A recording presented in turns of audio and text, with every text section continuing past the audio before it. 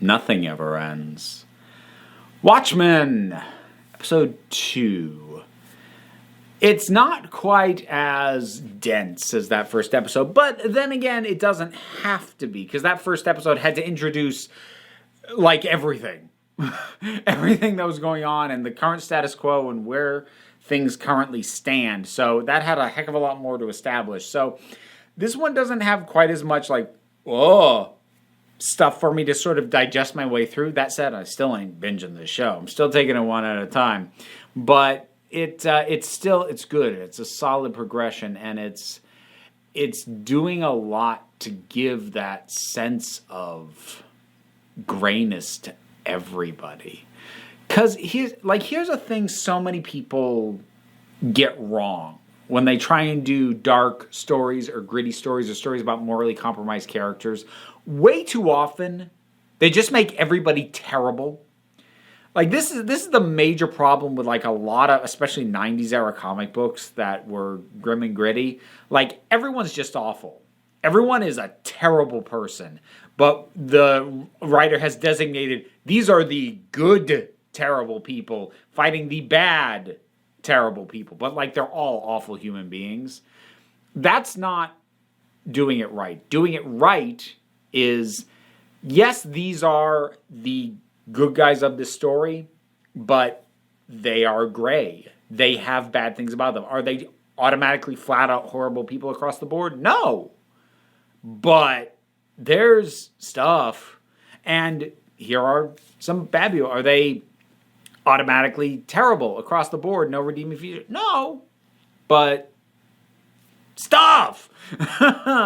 So, like, for example, and I'm going to get into spoilers on this pretty quick.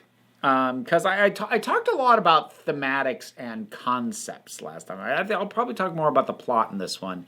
But again, like, the show's not that new. So I suspect anyone who's watching this are mostly going to be people who've already seen it and care and want to care about and or want to hear my opinion for whatever bizarre reason people seem to want to hear my opinion. Why? What? Why do you people care what I think? Please don't leave. I love you. But for example, the chief who got killed at the end of the last episode, he got lynched. And in this episode, our lead character finds a Ku Klux Klan full thing, hood, the works, in a hidden part of his closet. And she's having a hard time swallowing that. Like, you know, the guy who at least says he's the one who killed the chief, she's like, did you put this there? Are you trying to frame him? Because she's having a hard time swallowing it. And I get why. He was her friend. He seemed like a really decent person.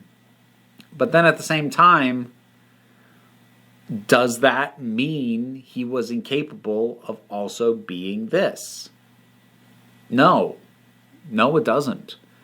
Someone can be a quote-unquote decent person by most normal measures and still have something like that in their closet or in their past. Like, we don't know a ton yet. We don't know if this is something that like was from way back in his past that maybe he had stopped engaging in actively, but at best would have had to have had a complicated relationship with, because he didn't just get rid of it. He didn't get rid of the hood. He just put it away.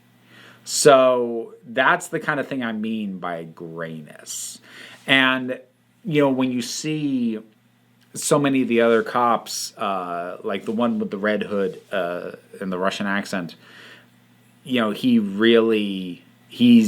prepared to wreck shop. And you're left here watching this going, I get why, but I don't think this is going to help. And it's funny, you know, how many cultural battle lines, and it's like they'd been drawn, you know, before this thing actually got made, but have solidified since it aired. So, like, when they go to this area where a bunch of the people who they are suspicious of live, there's this big statue of Nixon. And part of how they try and get these people to cooperate is they threaten to tear it down.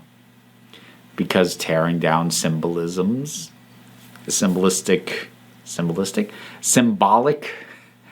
representations of horrible people lauded by certain groups, that's become a thing, hasn't it? We get a little more time with Jeremy Irons as Adrian Veidt. I haven't gotten anything from him I wasn't expecting yet. I called I kind of called. It looks like we're dealing with a clone situation with his servants. I had actually called androids. So it doesn't look like that because, the guy burned and screamed and died, and that looked like a human corpse afterwards. But I definitely did call, in some way these are disposable, and that has been borne out. But I really did love him muttering just to himself the last thing that Dr. Manhattan said to him, "Nothing ever ends," which is perfect because that idea should haunt him. That's the reason that Dr. Manhattan told him that. Because whatever you think you've accomplished, it's not going to be all right in the end because there is no end. So the idea that those words are still with him, that's good. They should be. They absolutely should be. So that's excellent stuff right there.